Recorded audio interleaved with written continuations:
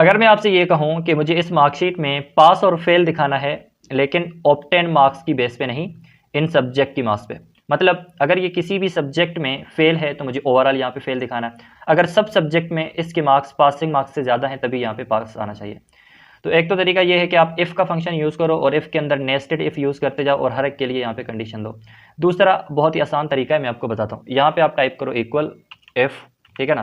अब इफ़ के अंदर आप एंड का फंक्शन यूज़ करो, जो कि क्या करेगा, बहुत सारी कंडीशंस लेता है, और अगर वो कंडीशन सारी की सारी ट्रू होती हैं तभी ओवरऑल ट्रू रिटर्न करता है। अगर उनमें से एक भी अगर कंडीशन फॉल्स हुई तो वो क्या करेगा, फॉल्स ही रिटर्न करेगा।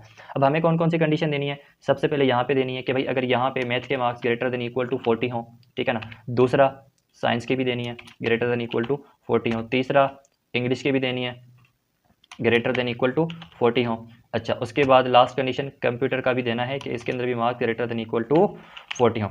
अब अगर ये सारी की सारी कंडीशंस ट्रू होंगी ना, तभी ये यहाँ से ट्रू रिटर्न करेगा, और ये जब ट्रू रिटर्न करता है तो हम क्या करेंगे, पास प्रिंट करवाएंगे। और अगर इनमें से एक भी कंडीशन फॉल्स हो गई तो ये फॉल्स रिटर्न करेगा, और जब फॉल्स रिटर्न करेगा तो मैं यहाँ पे फेल दिखाऊंगा, ठीक है ना।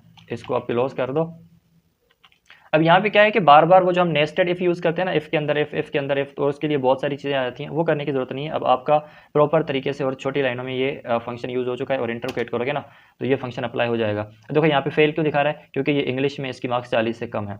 इसी तरीके से आप इसको नीचे ड्रैग करो, ये सब पे अप्लाई हो जाएगा। देखो यहाँ पे ये पास है क्योंकि सारी मार्क्स 40 से ज़्यादा हैं। ये फेल है क्योंकि इसकी इंग्लिश की मार्क्स कम है, इसको अगर मैं ज़्यादा कर दूँ, ठीक है ना, ये देखो ये पास हो गया। अच्छा, यहाँ पे फिर जैन जो है ये भी फेल है क्योंकि इसके मैथ के मार्क्स कम है, इसको आप पास कर दो बेचारे को। चलो ये भी पास हो गया। अच्छा, इसको आप फेल कर दो, बिला वजह इतनी ज़्यादा मार्क्स लेके बैठा है। चलो ये फेल हो गया, ठीक है ना। इस तरीके से आप नेस्टेड इफ़ को अवॉइड कर सकते हैं इन केसेस में।